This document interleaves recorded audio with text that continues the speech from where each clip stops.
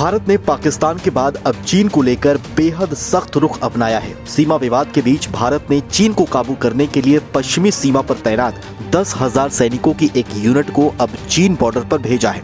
अब से कुछ दिन पहले ही भारत ने अपनी 2 परमाणु मिसाइलों का परीक्षण किया है।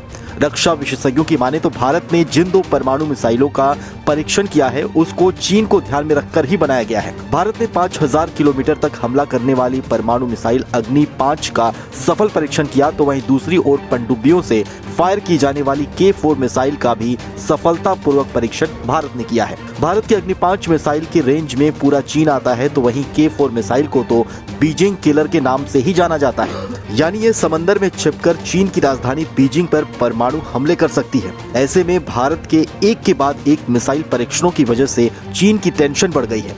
भारत के द्वारा किए गए 2 सफल मिसाइल परीक्षणों के बाद चीनी सरकार की मीडिया ग्लोबल टाइम्स ने लिखा कि हमें ये बात माननी होगी कि भारत अपनी सैन्य क्षमता को मजबूत कर रहा है। चीनी विशेषज्ञों का कहना है कि भारत की मिसाइल टेक्नोलॉजी अब परिपक्व हो गई है। भारत एक साथ कई हथियारों को लॉन्च करने की क्षमता अब रखता है। ये सब कुछ ऐसा है जिसे नजरअंदाज नहीं किया जा सकता। ऐसे में ये पहली बार है जब चीन में भारत की बढ़ती शक्ति को लेकर डर देखा गया है। चीन के मोर्चे पर भारत जिस रफ्तार से अपनी ताकत को मजबूत कर रहा है, उसे देखते हुए विशेषज्ञ मानते हैं कि भारत के लिए पाकिस्तान अब कोई बड़ी चुनौती नहीं रहा।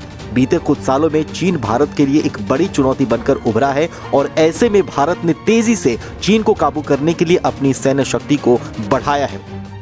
हाल ही में भारत के द्वारा चीन को ध्यान में रखकर किए गए 2 मिसाइल परीक्षणों और 10,000 सैनिकों की तैनाती के बाद चीनी विदेश मंत्रालय के प्रवक्ता वांग बेनइन ने बुधवार को कहा कि हमें उम्मीद है कि भारत चीन के साथ समान दिशा में काम करेगा और द्विपक्षीय संबंधों को रणनीतिक ऊंचाई और दीर्घकालीन दृष्टिकोण से देखेगा। हमें आपसी विश्वास बढ़ाना होगा और गलतफहमी से बचना होगा। आपको बताएं तो अब भारत से दोस्ती की बात करने वाले चीन ने अब से कुछ दिन पहले ही अरुणाचल में पीएम मोदी की यात्रा को लेकर विवादित बयान दिया था। पीएम मोदी ने अरुणाचल में एक नई सुरंग को राष्ट्र को समर्पित किया, जिसके बाद चीन ने सोमवार को अरुणाचल प्रदेश पर अपने दावे को दोहराया और कहा कि इस कदम से दोनों देशों के बीच तनाव बढ़ेगा। जवाब में भारत ने कहा कि अरुणाचल भारत का अभिन्न अंग है और हमेशा रहेगा। ये सच्चाई नहीं बदलने वाली है, लेकिन भारत के मिसाइल टेस्ट और 10,000 सैनिकों की तैनाती के बाद चीनी सेना ने भारत से सटी सीमाओं के करीब एक लाइव फायर टेस्ट किया है, जो दिखाता है कि चीन भी अब भारत की बढ़ती शक्ति से